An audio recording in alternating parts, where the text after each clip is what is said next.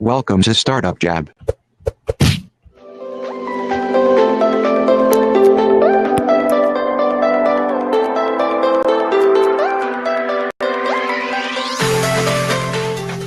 Welcome to StartupJab. As always, we're your co-hosts, Teague Hopkins and Jason Nellis. Say hi, Jason. Hi, Jason. That's not right. Damn it.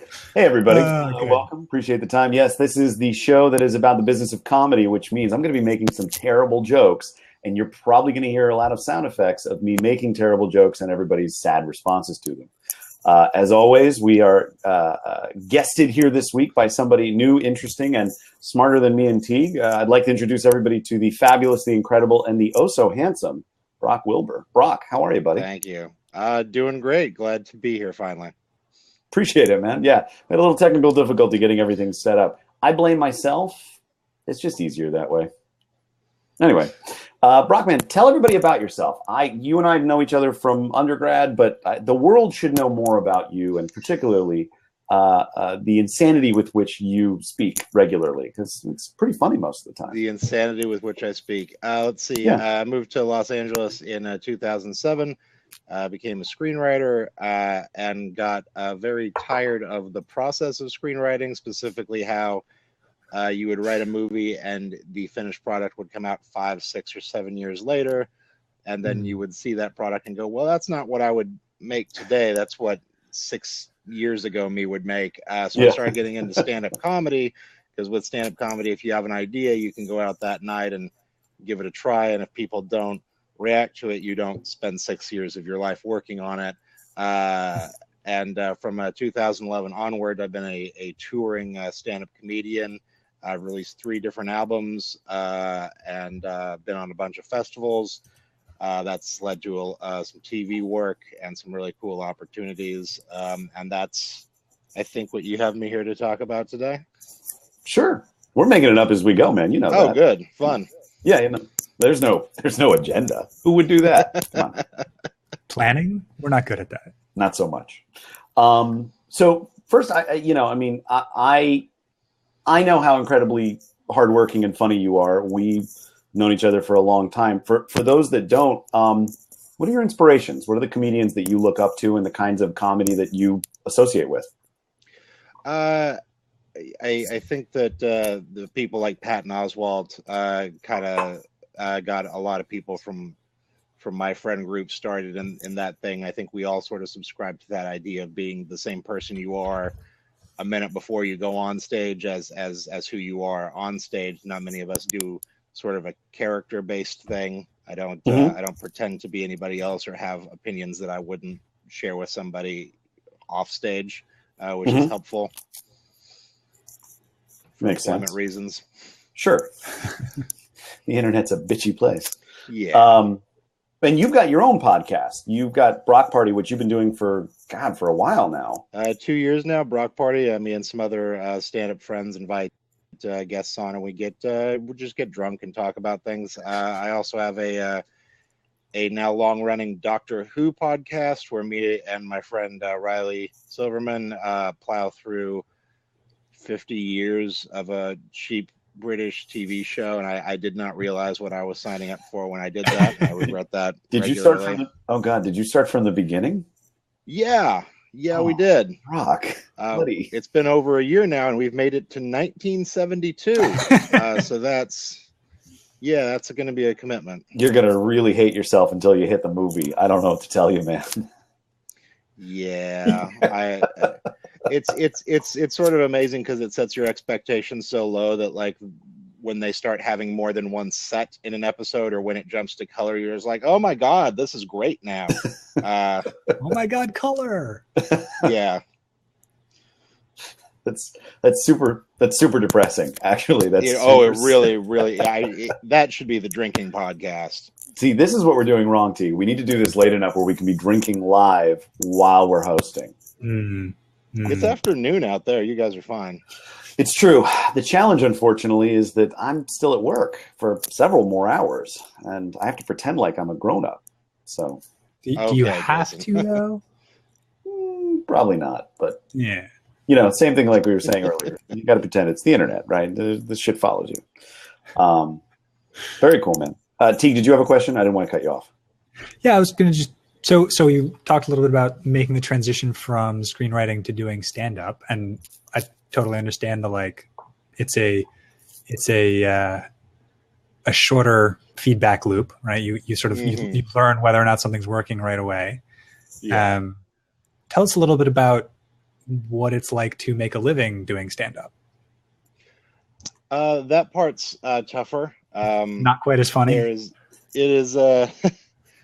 I mean, it's almost impossible to find a way to bring money in, especially in your first couple of years. You're mostly doing open mics and smaller shows, or putting on a show in a corner of a bar. And if you get a drink ticket or something like that, you're like, yeah, this is compensation. I believe I could build a career on this. Right. Los Angeles is a tricky place for comedy because there are so many shows and opportunities for just general entertainment that are free on any given night, that even when you're doing a show that you're like, we have celebrities and it's free and we'll give you free beer and pizza, people still won't show up for that. So trying to charge money at the door is pretty hard unless you've really built something that people know. Mm-hmm. The real money in comedy comes from hitting the road, going to places outside of the major cities where somebody's excited that somebody from Los Angeles would even be in their town, and they're willing to pay to see the Outlander.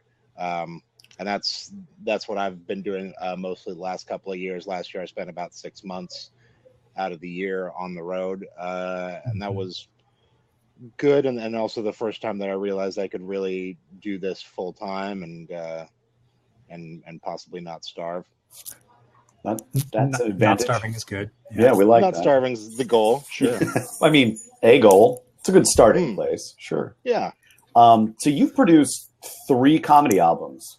Yes. What did you learn from the first one that you wish, or what did you learn from all 3 that you wish you could go back and tell yourself doing the first one?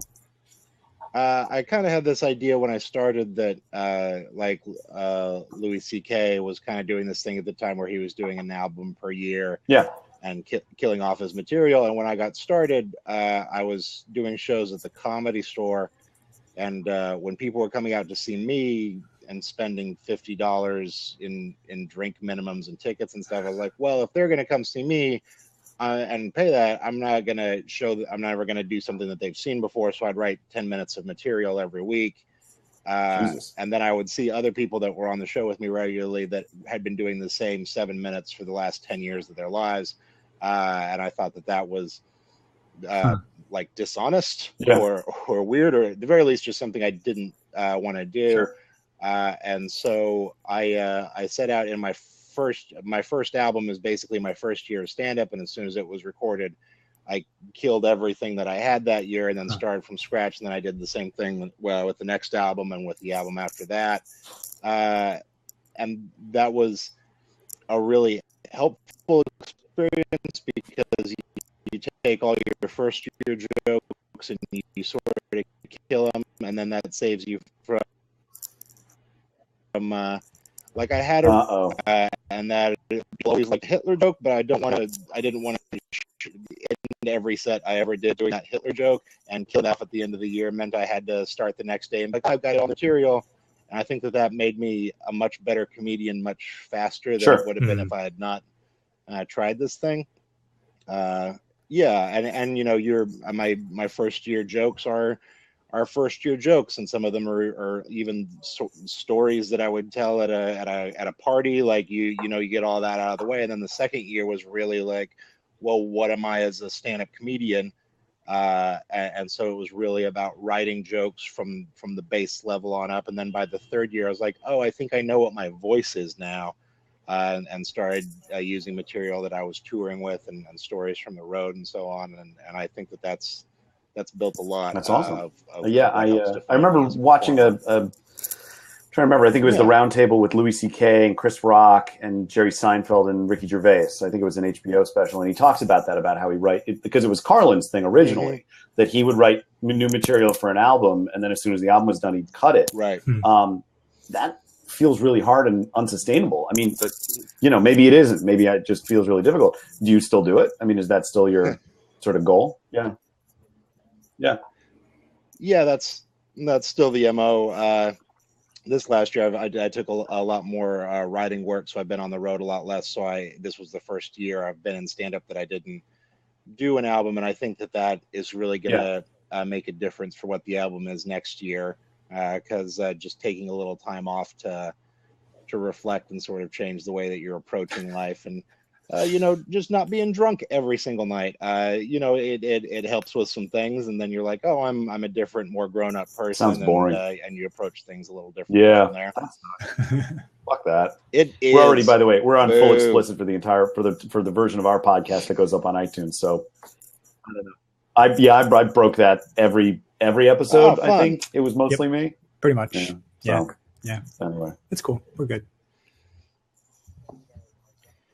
We did when we started our Doctor Who podcast. We didn't set out to make it not explicit, but we didn't market it as explicit on podcasts on the iTunes. And about a year in, somebody was like, "I like the show, but you two cuss too much." So now we have to pay attention to it, and the more we pay attention to it, the worse we are at it. Which is hard. Or guests will come on and start cursing right out of the gate. Like, weirdly, this is a. I don't know if you know this, but the doctor doesn't curse, and now magically we don't either. Oh my god! And it's Capaldi. Not here. There was ever not a doctor here. that Yeah, was although Capaldi, I'll say this: if if anybody has watched any of his other stuff, the man's got a mouth on him, and it's pretty hysterical. Actually, I thoroughly enjoy that part. Guys, if you have questions for Brock, throw them in the chat. Let's get them. If any of our regulars, maybe we'll open up the fourth seat in a little bit, and you can mock him to his face. You've got a macro set up and everything, don't you? You're good. We're learning. Not quickly. Yeah. Our first question now is it's 70. 69 What is for 70? everyone? Yeah, I suppose so. 70's like the one person's turned away and the other's like in a ball in a corner crying. I don't know. Anyway. So, you went from screenwriting to comedy. 70 is spooning. There's a thought. Big spoon or little? Yeah, all right. You can get behind that. You've done other stuff. Which spoon am I? I am always big which spoon. Are How you, dare Jason? you even ask the question? Yeah. Jason. Okay, Brock, with you, I can be a little spoon. I'm okay with that. And you're very pretty. I bet you have soft hands but strong arms. Teague, nothing? I don't have a sound effect for this. I don't think but I'm ching is really quite right. Yep. No, I got nothing. Anyway. So okay. Talk about going from the part of your career where you were doing free stand-up for drink tickets or nothing to now. After 30 years with my wife, spooning has turned into gravy ladle and butter knife. I have questions. Can you talk a little bit about sort of what made that transition for you? Was it simply somebody finally just offered you money up front, or you went on tour and you had to sort of get yourself paid and then you could start to, tell club owners that you needed to get paid? But like, what was the switch point? I'd started getting paid for shows in LA. Right. Again, just a small amount for sets or for, putting together a show. And we started doing some out of town shows, just doing things like San Francisco and Portland, just sort of running up the coast and back down again, which is still the thing I'm most comfortable with. But then we started booking sort of small month-long tours across the Midwest or all the way across the United States or into the South. And sort of the first time you go to a lot of these places, you wind up doing the same sort of shows I was doing in LA, where, there might be some money or there might not be, but it was really about people getting a chance to meet you or to just have your name associated with something. And then for each place that you'd go to, the next time you go back, you'd sort of make double the money as you did the first time. It's just about building a following base. And I've come from the world of, I toured with a rock band for 7 years or so, and we had to build ourselves in the same way. Like when we got started in music, it was the early 2000s, and MySpace was a big deal, and we used MySpace to book little indie tours with other bands, and that's how we got to, you know, build followings in cities and parts of the country. And, you know, the first time you did it, you mostly did it at a loss, and then the second time you went back and people were excited to have you come through again. And that was sort of the exact same approach that we took to comedy and tour booking. So do you see a lot of parallels between the process of being a traveling musician and being someone traveling and doing stand-up? Yeah, I mean, they're the exact same thing, except as a comedian, I don't have to set up an amplifier or be in harmony with anybody else or need my drummer to be sober. You can just sort of show up. I like the not carrying choice. I like it. Stand up. I just go up and pick up the microphone. Somebody's already tested it out, and it's fine. I like the idea of walking up to the mic and just like, it's fine. It's fine. This is great. It's fine. I'm here now. Everything. I'm not is unhappy fine, with this situation. We're all fine now. We're all. Whereas with music, you've got to carry basically like a file cabinet on stage and hope the electricity is enough to make it run. So it's do you see parallels between putting out a comedy album and putting out a musical album too, or are those totally different animals? I mean, it's the same thing, especially at this point in time. Getting something up on iTunes and getting the word out about it is the exact same process. Again, with stand-up, it's easier because I have a microphone in my mouth and a microphone on the audience, and we're done. I don't have to go through an EQ or set levels or that the cymbal there doesn't sound in the right key. Whatever, wherever you go, it's in the key of awesome. Fine. You're done. Nailed it. So we have a question from the chat I want to make sure we get to. Brian Avendano, I hope I'm saying that right, asks, do stand-ups ever do freelance comedy writing? I write comedy for websites and apps, but I don't perform stand-up. Have you had that opportunity? Yeah. You get lots of people that are like, well, you're funny. You should help me fix this thing I've made. Websites, web series, somebody's book I've punched up. There's one of the things that I do is I do a lot of freelance writing, and that helps when you're on the road, even just to have something to do that is not be drunk all day, or the thing that I've fallen into, which is whatever city I am in that day, I just go to whatever the museum is. And there's only so much art you can look at in a month for art. Are we getting into philosophy? Art is meaningless. Everything is terrible.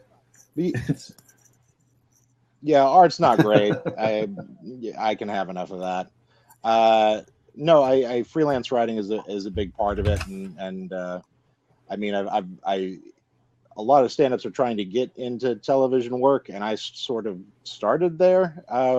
So I took a step away from that. So my end goals are still the same. I still like TV and film writing. I feel like stand-up has helped me with that a lot, because I feel like when I got out of college and started doing film writing, I was always saying like, oh, I know what people think is funny and it's this. And I was very wrong about that. And a good way to figure that out is to have to go up and stand behind what you think is funny every night in front of strangers. And now I think that people think much different things are funny, and I was an ass out of college. We were all kind of pricks. Didn't know anything about people. No, in fact, we were. Oh, go ahead. Sorry. So I was going to go back to something you said earlier about when you go through towns the first time, you sort of like, you're doing it to build an audience, and then you come back and you actually get to make some money and hopefully recoup some of the costs of that first time through. Do you keep your own marketing list? Do you have an email list that you send out to people when you're coming through town, or do you partner with, is most of the promotion through the comedy clubs? What's the marketing side look like? Most of the stuff I do isn't even through comedy clubs. It's mostly through alternative or indie comedy scenes, which is nice because in a lot of places those are much better attended. There are a lot of smaller towns, especially college towns, that have like a place called Chuckles, and it looks like it's just a big Is it not? building where murders happen. And you're like, well, I can do that, or I can do something at the local bar or somebody's weird theater space that they built, and then you get a lot of people that are coming out, and you're probably seeing more money from it at the end of the day, because those people are paying $30-$40 a ticket at the comedy club, but that money is not coming to you, and having a $5 door charge at an indie venue where all 5 of those dollars are going to you. So at a comedy club, you would be getting a very small fraction of the ticket price, and yeah, I mean they're running a business, they're paying themselves, they're taking care of the thing. If you're in somebody's weird donated space, the number of times that I performed in a theater where the backdrop for whatever play they're putting up, like, I'm doing stand-up in front of Pirates of Penzance right now. That's fine. Isn't that what people do normally? It's always fun. I feel like Gilbert and Sullivan says comedic stand-up to me. I got nothing there. That sounds fucking terrible. Do you ever get to work that in? Well, and also stand-up comedy clubs are kind of a gross place, especially the further in the Midwest you get. A friend of mine had a 2-night stint at one in Indianapolis, where at the end of the first show he had to quit because the microphone smelled too bad. Like I'd never encountered that bad of a smelling microphone, but they just had the same microphone that people had been spitting into for years, and it had developed sort of a mold or a fungus. And this is for those of you on the podcast who can't see this. I'm currently doing what can only be described as my super sad face. It's not a great face. I mean, in general, it's not a great face. It's super not great right now. Don't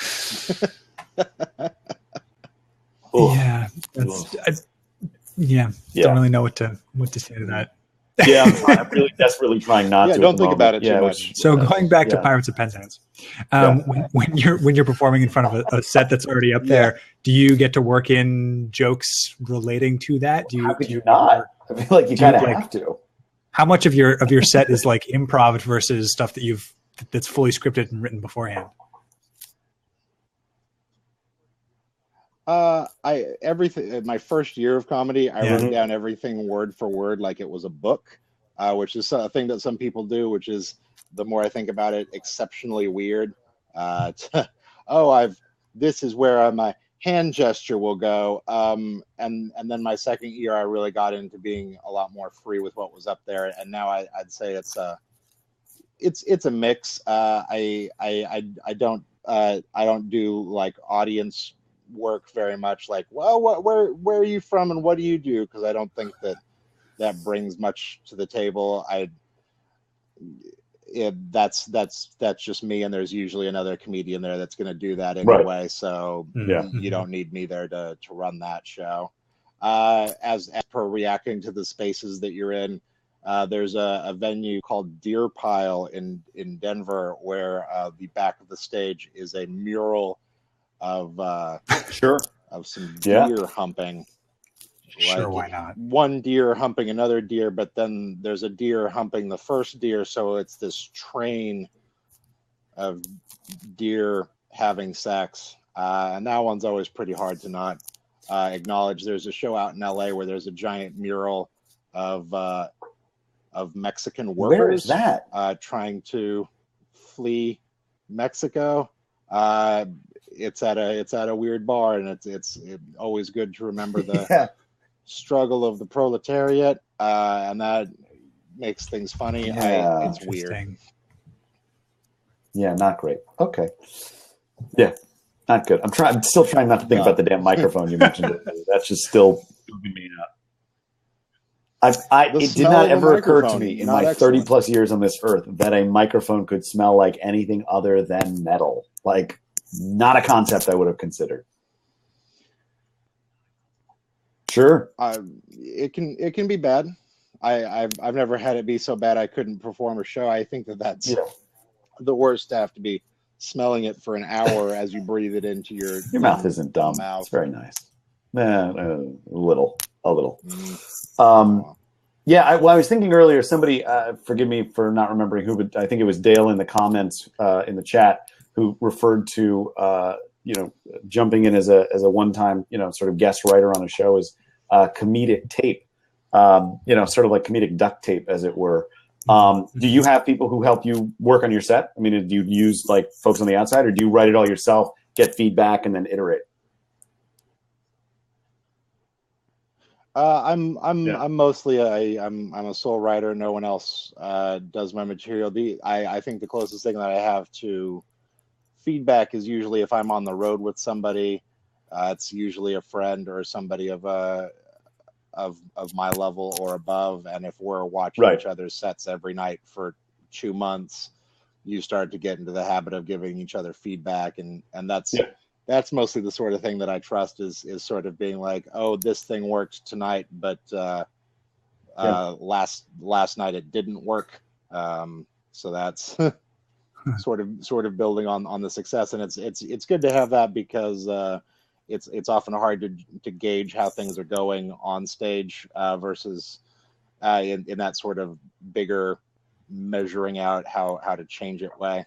It's hard to edit from stage. It's easy to tell whether things are working or not. Sometimes it's hard to remember when you get off stage what went well, which is why a lot of people record every set that they do. Like I black out in the middle, which is unpleasant to go back and listen to every set because you get to remind yourself of the things. I remember being an actor and when somebody would record a performance, and then like my parents would record like my sophomore year production of Midsummer Night's Dream or something, and then like 3 months later, like, oh honey, let's sit down and watch this. This will be great. And then you're sitting there, and every ounce of you just wants to scream, jump out of your skin, run down the street, and never come back.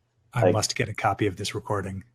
No, you want the one with me and Pippin? That's better. Oh yeah, that one's you're right. better. I want that one because that involves me singing about 3 octaves beneath my range at that time. It was super awesome. We'll get that, and we'll play it for everybody here. Sure. Or my 6th grade production of The Wizard of Oz, where I was the mayor of the Munchkins, and my voice broke on the one line I had singing as mayor of the Munchkin City. It was great. Excellent. So thanks to Gilbert in the chat for this question. Brock, what's people's reaction when you tell them you're a comedian? Do they say like, oh, you're a comedian, tell me a joke, make me laugh, do something funny? Oh, good. That thing. No, I think most people have the good sense not to do that. Really?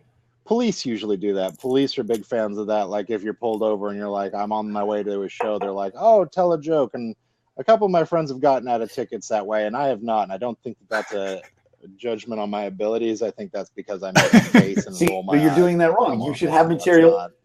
Yeah, well, you should have material written to placate the police officer specifically, right? You just come up with a minute of, and what's the deal with donuts or something incredibly terrible. And this is a terrible idea. I can tell by your expression you hate everything about this. No, I love you. No, it's okay. We've known each other long enough. You can be honest with me. It's all right. Especially if you're going to be Big Spoon. Let's be honest with each other. Anyway. Yeah, I almost did a Seinfeld impression. Thanks, Gilbert, for that. Teague, I feel like you were going to ask something serious, and I totally jumped in there. I apologize. No, I had nothing serious. Excellent. Well, guys, just as a quick reminder, if you have any questions, feel free to ask them in the chat. Brock is gracing us with his presence for a bit longer. I would, if any of our regulars have a quick question and want to jump into the camera, new folks, we appreciate it if you show up for a show or two before we let you in. But if any of you guys have any specific questions for Brock or want to mention something to him, we're happy to hear it. Yeah, it's pretty weird on Blab to gatekeep. You sort of got to be careful about how you set the line there. We try to avoid the people who show up in the room, they try to jump in. Like, no, we're not taking questions yet. And then they flip me off in chat and move on. It's pretty great. Yes, as Christina's saying in the chat, otherwise we end up with pantsless men, which, it's not chat roulette. You got to be careful with these things. Yeah.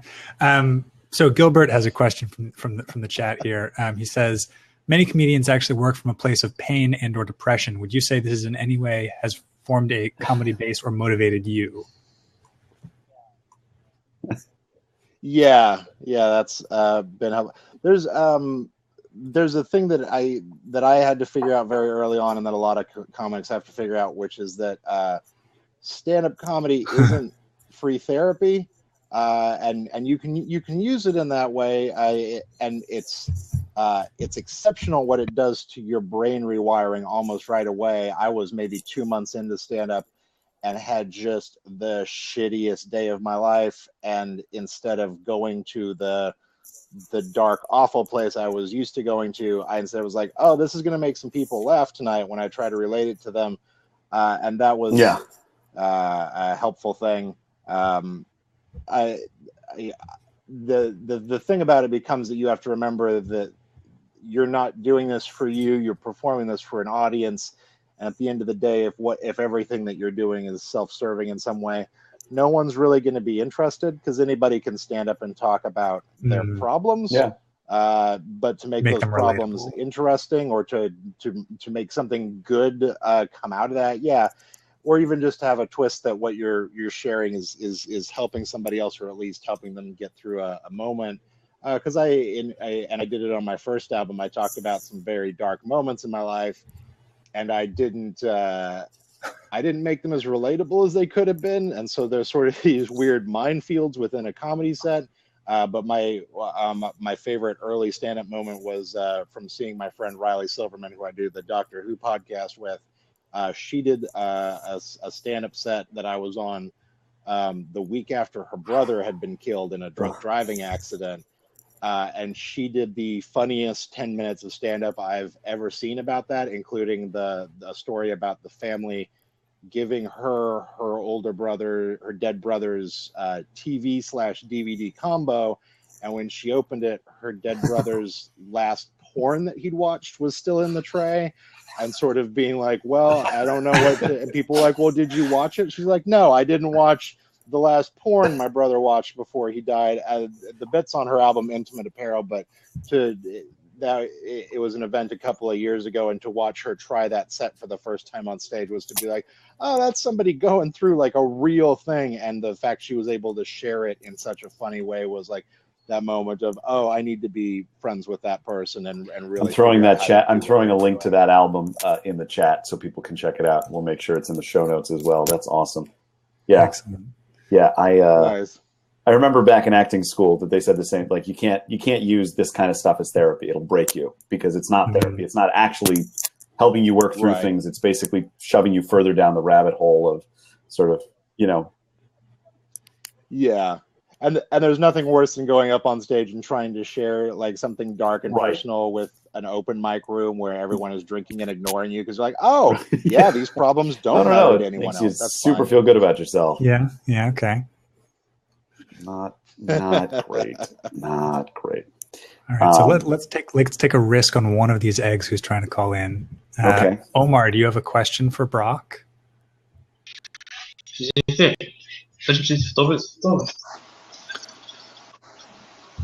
Omar? Yeah, I'm calling that. Omar's been gonged.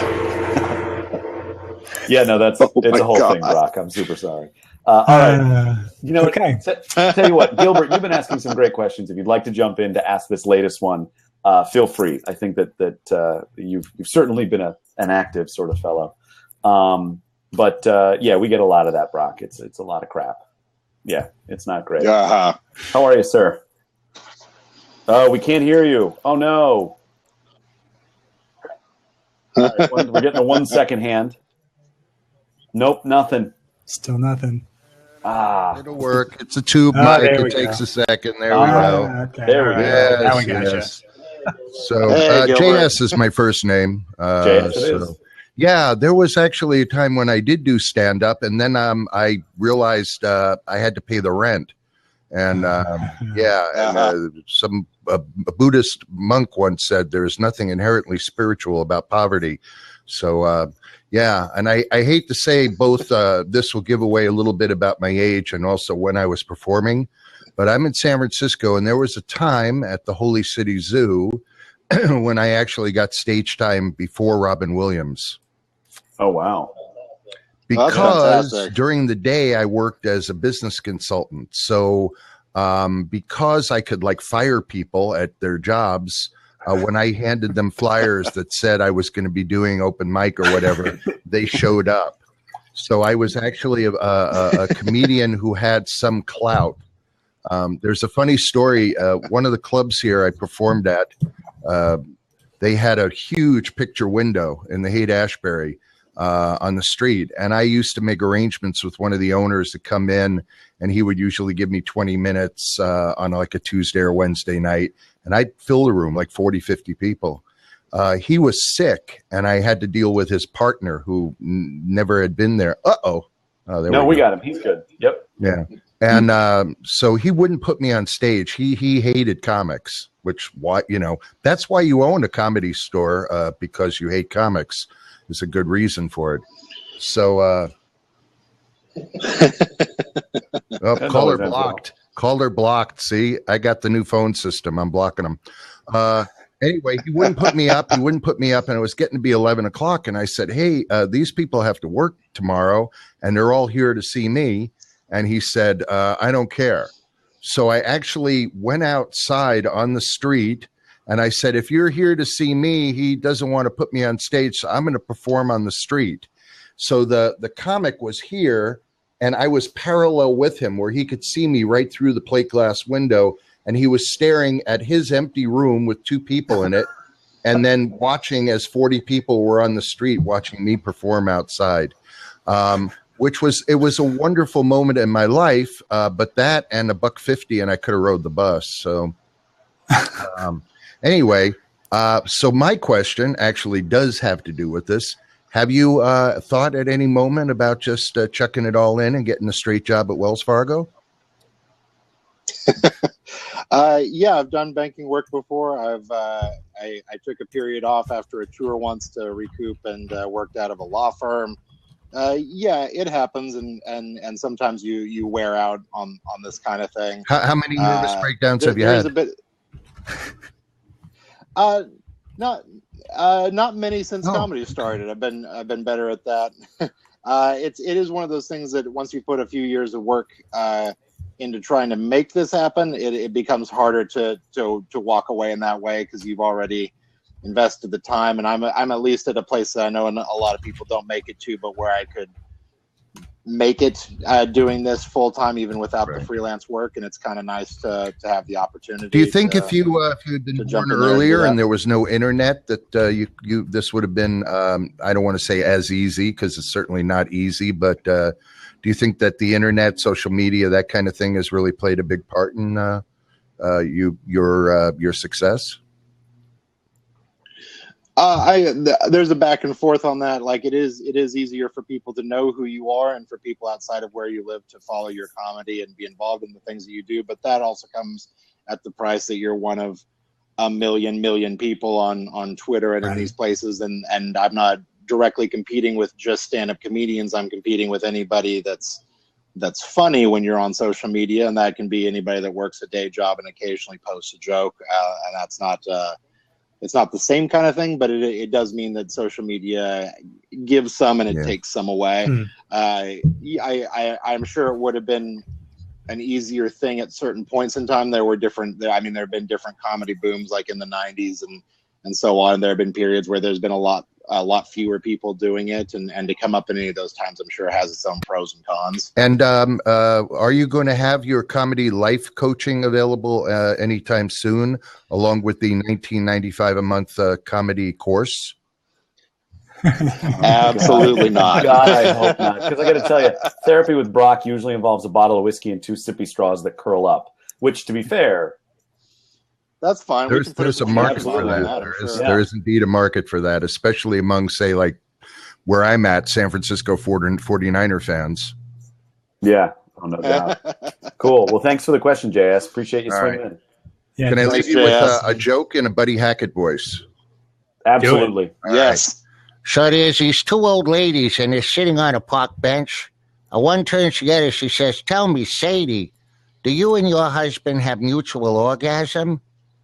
She says, "Oh, no, we have State Farm." Thank you. I'll be here all week. That was a phenomenal Buddy Hackett. That was really good. All right. Have fun. All right. Take care, JS. Nice. JS is in fact a voice actor, so like not surprising that he does a good impression. Yeah, appararily he voiced a bunch of League of Not Legends surprising. characters. So there you go. 5 of the champions. Do you, Brock? Do you play games? I assume. Are you into anything these days? Yes. Yes, I play. What games. are you playing these days? I just finished up Arkham Knight. Yeah. Yeah, it's fun to be a Batman and to have a tank. And that's I was going to say, It's fun to be Batman with a tank. Sure. right. What's the line? You should always be yourself, unless you can be Batman. Then you should be Batman. yeah. Right, Then be exactly. Batman. That's good. That's good. Yeah, you should check out Soma if you haven't. It's a great psychological thriller. It's on the Okay. to play list. Yeah. So is this, when you're traveling around and you're kind of like waiting for the show in the evening, you just playing video games on your laptop? I thought it would be that, but it becomes just one of those things that a lot of times I'm just in a city for a day, and so I brought like a PS Vita with me on tour last time, and I never turned it on once. Okay. Don't find myself with time for that as much as I want. Indeed. Hello, Dale. How are you? Hello. Sorry, I should know how this works, like this whole blab thing. And every time I jump on camera, I'm like, there's stuff everywhere. Bluetooth, turn it off. I don't know. Okay.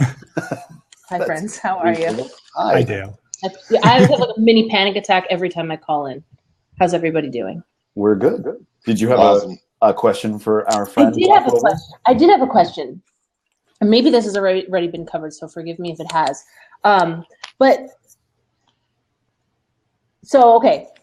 Preface. There's a Dr. Seuss book that I love, right? And it's called All the Places You'll Go. Sure. And the best part about that book for me is it talks about all the amazing things you'll do and all the wonderful things you'll accomplish. And then you turn the page and it says, except when you don't, because sometimes you won't.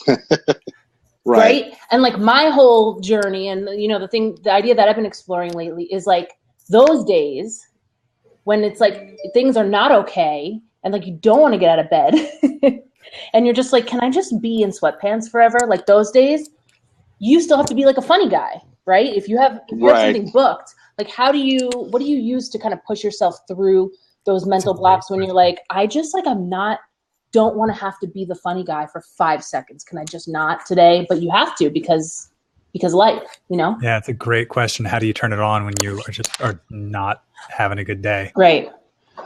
I think I'm wired in a way that I've always dealt with shit that way. There was last year I was out on tour, and as I was going through my home state of Kansas, somebody very close to me died. And then 2 days later, we were doing the funeral, and that night I was supposed to do an 1.5-hour set in the same city. So we did the funeral in the morning, and then I drove from the funeral to the show and performed in the suit I had. And mostly we just talked about how weird the funeral was and how awfully he died. And it's one of those things that I would never be able to perform that set again. But for the people in the room, it was a thing that I think we all got on the same page about death and the awkwardness of funerals and how you say goodbye to somebody. And it wound up being a very funny night if you were invested in that space.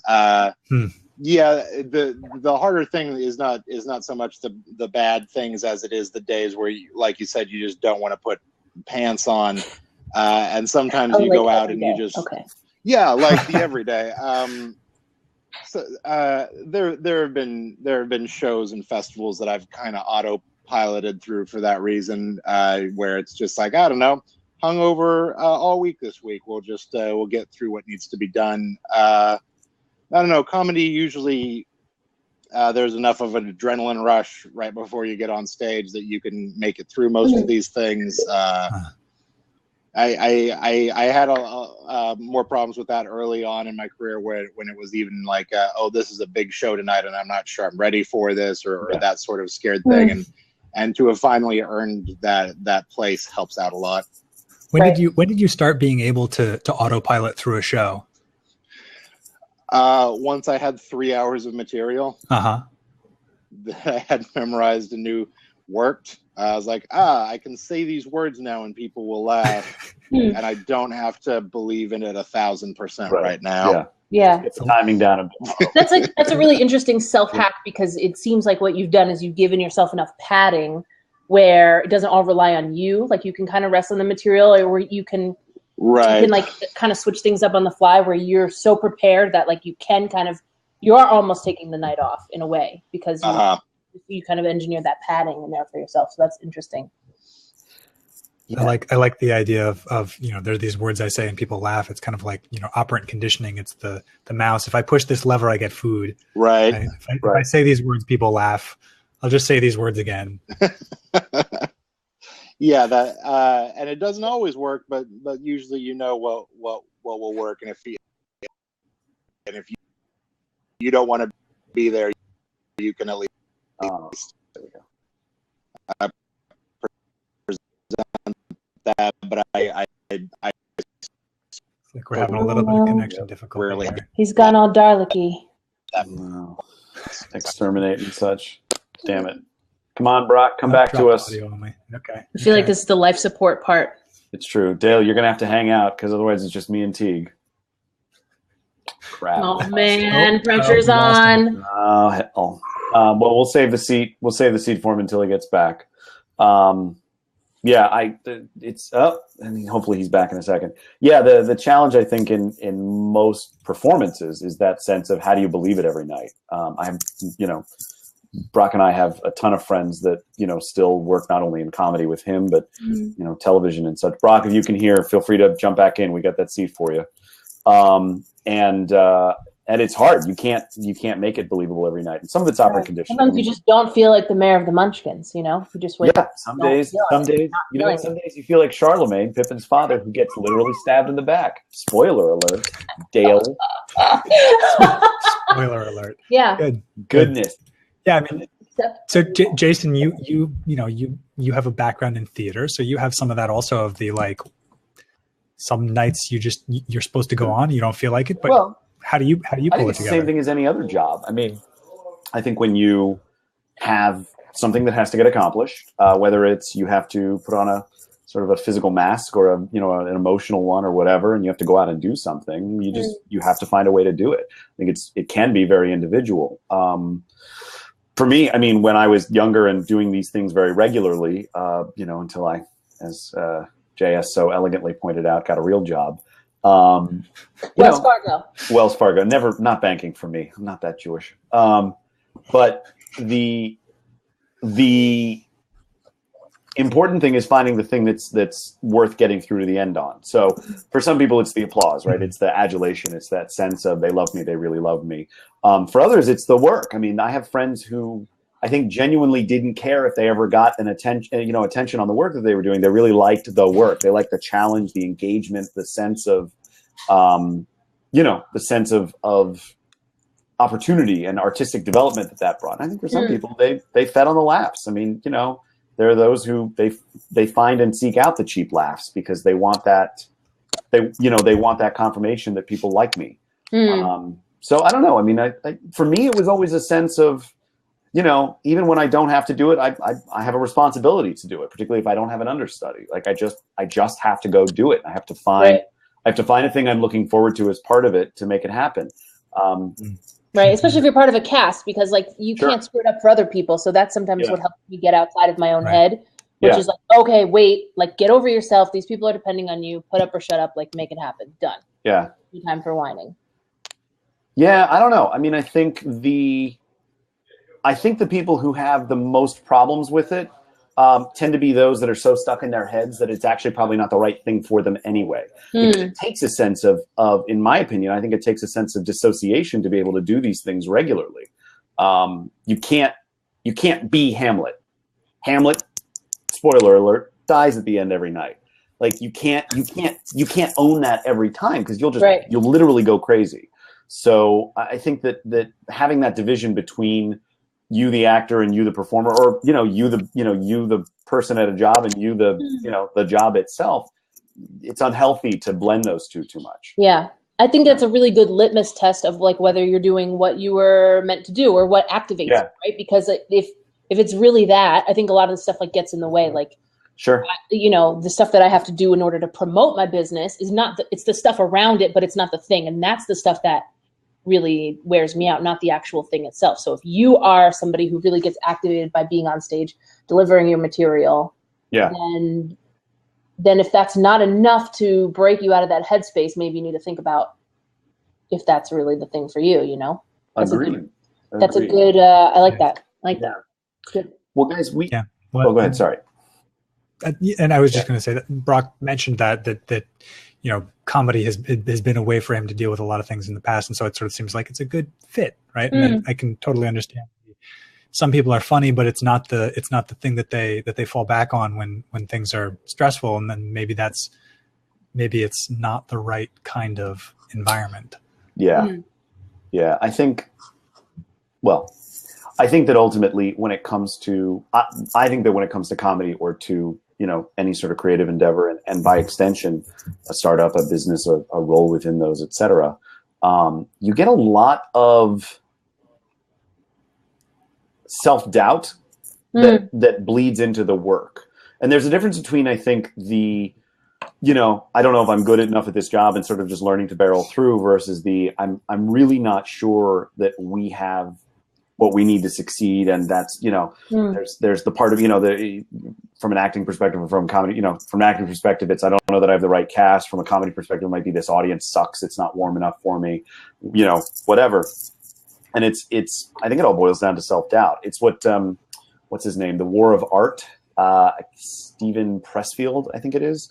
Oh. Yeah. He refers to it as resistance. And it's, I think it's all self-generated. It's all arbitrary. And so, you know, I think there's a lot of that. Meanwhile, pretty sure we've lost Brock, which sucks. Yeah, I was really enjoying that. I think he's not able to reconnect. Yeah. And we're getting a lot of what appear to be internet marketers in the chat. So there's that. Anyway. I'm so poor, you guys. I can't buy anything that you...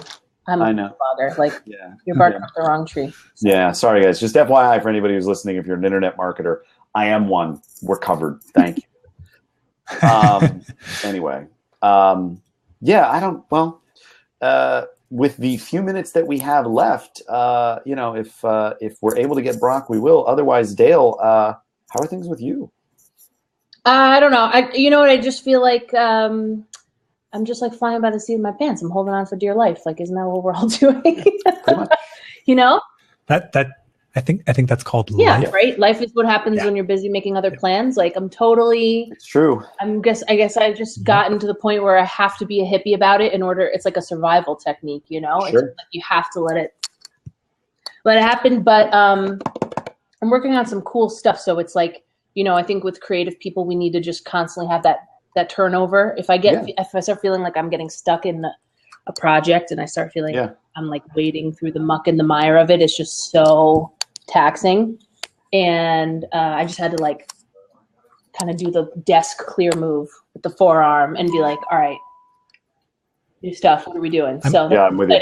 I'm a big fan of using the Pareto principle. The idea that 20% of things contribute 80% of the value. So you know, take all the things that I'm working on, figure out what 20% are creating 80% of the value, get rid of the other 80%. I'm telling you, opens up a lot of room for improvements. I'm so good at like fluff and like just the stuff of things, you know, because I just get like, ooh, shiny, and then all of a sudden. Like, I mean, I believe like your desktop is an extension of your mental state, and your physical desk is an extension. And like, look, it's just like, this is chaos. Like, no one lives like this. This is ridiculous. Like, I'm not even going to show you my desk. You should see my house looks super not put together. So like, and sometimes on Blab, I'll ask people like, write in the comments, how many tabs do you have open right now? And that's how you can tell the creatives from everybody else, right? So 20. Like, I have like 10 tabs open in 3 different windows. Like, and sometimes it's just nice to be able to like just drop the atom bomb, just a scorched earth policy. I like it. Everything I'm doing and starting over. But, you know, I'm always, you know, in everything I do, when I jump on, you know, the show and everything, it's like my angle is always just those little, if I can grab those like little life hacks and stuff like that. So Brock was awesome. He's doing it. I appreciate. He's the man. Yeah. And Mr. Tech Stud himself, Jason Clark, in the chat saying that he has 3 windows with 32 in one, 9 in another, and 15 in the third. That beats my 20. I was about to say I have like nothing open, and then I counted nothing equals nothing. 9. Right. Nothing is like Yeah. Yeah. Well, and the funny thing is, half of these I don't. It's like the left half ends up being tabs that I'm never going to open up again. I'm just like, I just can't bring myself to close them yet. So there's a solution for that. It's a Chrome extension called OneTab. Yeah. I can't bring myself even to install it because I'll feel like I'll have to just run away. Like it's fantastic. Just throw my computer out the window. My computer would not run with that OneTab. Yeah. I would have hundreds of things open. I love it. Yeah. Well, guys, I think this would probably be a good place for us to wrap. I don't think we're going to get Brock back. Well, that's a bummer. Yeah, we'll get him back. We'll have to get Brock back another time to answer some of the questions that we. When I'm in Los Angeles, I'm going to make him sit down with me, and we're going to do this again. And we're going to do it with on a good internet with an excellent internet connection, with a damn plug-in. Yeah, well, that's a bummer, but all right. In the meantime, we appreciate everybody joining us as usual. Dale, as always, thank you for having me again. It is a pleasure to have you. You are welcome anytime. Thank you. I don't care what Teague says. I think you're great. All right. Every time like that. All right, I'm gonna jump off. You guys do like your fancy outro. Okay, sounds good. You guys like serious people. All right. See you later. Teague, as always, it is a pleasure to host with you. Right back at you. Thanks, buddy. Hey, where can everybody find you online? You can find me online at teaguehopkins.com or at teaguehopkins on Twitter. You can find StartupJab at startupjab.com. Make sure to join our mailing list so you get updates when we're scheduling more of these shows, because occasionally we don't do shows on Mondays, as today has shown. You can find me on Twitter at Jason Nellis, and you can find me at my company's website, overachievermedia.com. And actually, Teague, before I forget, at some point we're going to have to talk about the changes in my business and make that a show subject, because there's a lot of stuff to talk about. It's pretty good. Yeah, it's exciting. You've got a lot of stuff going on. We'll have to schedule a special episode just for that. A very special episode of Startup Jab. Cool. Well, welcome to Startup Jab. No. Yeah. No. Later. Okay. All right. Well, whether he can hear us or not, Brock, thank you again for joining us. You can find Brock Wilbur. You can find Brock at Brock Wilbur on Twitter. We've also posted in the chat, and we'll make sure it hits the show notes too, a link to some of his work. I highly recommend following him on Twitter. He's hysterical, very smart, and very witty, and one of the few comedians I know that is responsive with interesting stuff. So there you have it. Cool. Teague, anything I've forgotten? I think we're all set. Right. We'll see you guys next week. See you next week.